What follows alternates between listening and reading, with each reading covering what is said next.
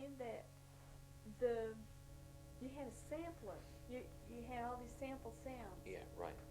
I've got these sample sounds, and I trigger them from a controller keyboard, which they sound pretty much like the real thing. Right. A lot of things, a lot of instruments that we hear now on radio and cassettes and CDs might not be actual violins. They might be sample sounds, and so that's what I'm doing. And what we use when we're traveling is I will take my guitar out. I'll play my guitar along with a mini disc. A mini disc is something like a CD, however, it's much smaller, but it's random access. We have a list of all of our songs that we do on this little disc, and let's say we want to, let's say for instance, the Lighthouse. If we want to sing the Lighthouse and that's number 10, we just punch in number 10, hit start, and it goes. If we want to do it again, just hit it again. And we can set these up so that we have more control over more than a cassette. Like you've heard soundtracks like from cassettes. Number one, cassettes are noisy; they kind of hiss, and to get to the first of the cassette, you got to rewind.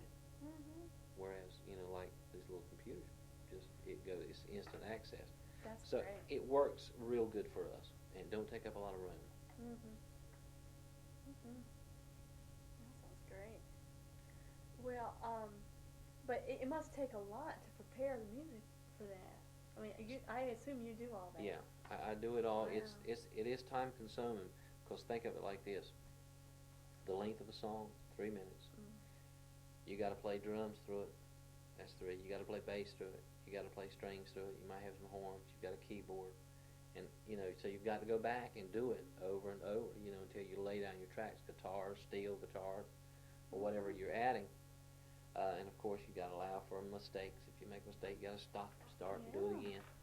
And then you have to mix it down to this DAT. It's kind of like a recording session, basically. Right.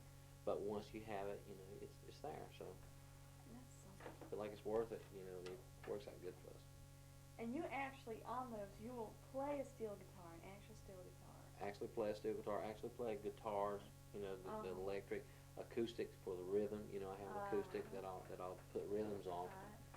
And so we do have some. And drums, by the way, these aren't pattern drums.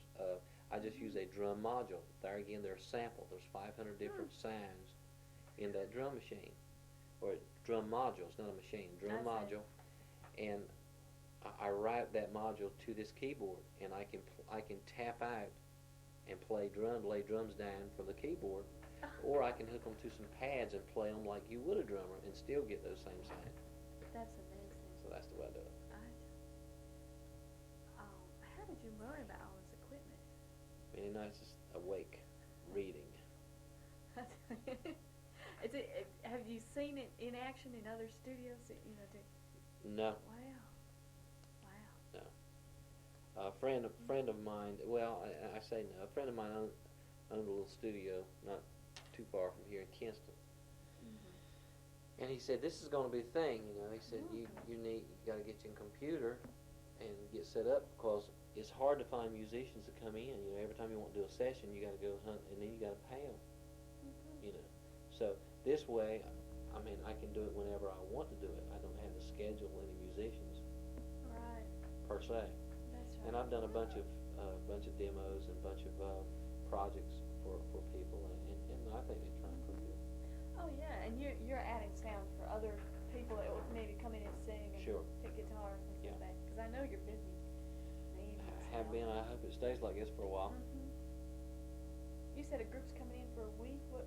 Yeah, they book 40 hours. It's a little bit different kind of music than what I'm playing. But this is more of a contemporary Christian music. So that'd be interesting. But like I told those guys when they came in and we sat and was talking, I said, they're going to be able to reach people that I can't. Right. Then again, I'm going to reach people that they can't. So we all can play a part in the big picture when it comes to gospel music. Well, now, help me out. How would you describe the difference, or how would you describe your music compared to them? I mean, I hear the terms contemporary Christian, and in my own mind, I think maybe more of a pop sound, or but I'm not sure. There are I'm not sure. different types of contemporary music. Now, this particular group is going to be more along the rock line. Yes. Okay. Um, whereas we are, I don't know how to categorize our group. We have a southern sound at times, and then there is a little bit more progressive sound. One it's kind of flavored throughout the music. Right. But we're not contemporary, and we're really not country or bluegrass. We're somewhere in between. Right. There's a little bit of rock tinge, I'd say. Well, little influence or Well, roots or something. yeah, it's like I say, there is a more of a contemporary sound probably to us than what we would like to admit. But Well, I'm not trying to wave a finger at you or anything, but yes, I you just did. remember. No. No, I would just remember him and thinking, okay, that's right. I heard a little teeny bit of that, and I liked it, you know. But that helps clarify for me, and I know that they'll say Christian rock music or contemporary music is gotten very big. Oh yeah. It's a big movement afoot. Sure. Right now. So that's and it is for probably a younger crowd, maybe. I'm not sure. Oh yeah. Yeah. Like everybody likes different things, so. Yeah, that's right. Can I just before I pretty much wrapped up, but I had just a couple more questions about your mom, that Raven Pearl. I can't remember exactly what we talked about last time, but could you tell me a little about her singing with that group with her brother Hallis and Ruby Dee? Were they all members of Free Grace Wesley? Actually, back then it was the Pilgrim Holiness Church. Okay. Yeah, they went around. They traveled some and sang to singing what used to have singing conventions back then, and that was like a Sunday afternoon. All different kinds of singers and stuff would come in, and they won a couple trophies, and they sung to a lot of revivals and with sister churches and stuff. So they went out quite a bit. Yeah. Did they have a name? Was it? I'm thinking maybe it's Harkers Island Trio. That's what they were called. I think that there was another group on the island from another church that I think went by the same name. Who was in that group? Because I'm confusing myself right now. But that's how I remember our mom, the group Mom and my uncle was with. They were known as the Harkers Island Trio. Was this in the 50s? You'd say that they were active. Yeah. Singing? And up until what time would you say? Well, I would say probably on in the 60s too. Do you remember them going out and singing? Remember? Yeah. Yeah. When you said that, I remembered one weekend. Of course, I was staying with my grandparents who lived right next door to us, and Mom was out.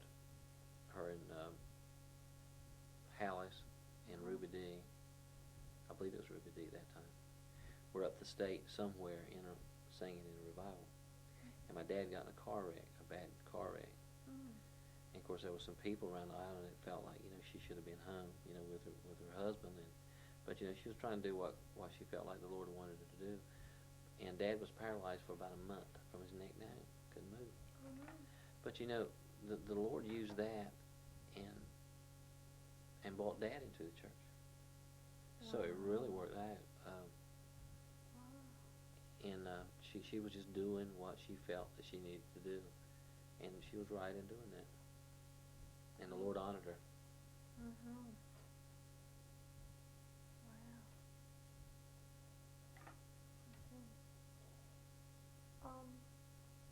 Is there any songs in particular you remember them singing that you like so much?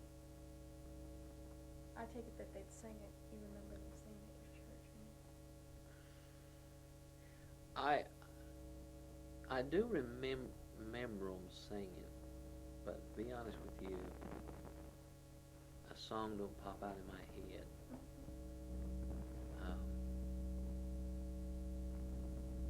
As to what they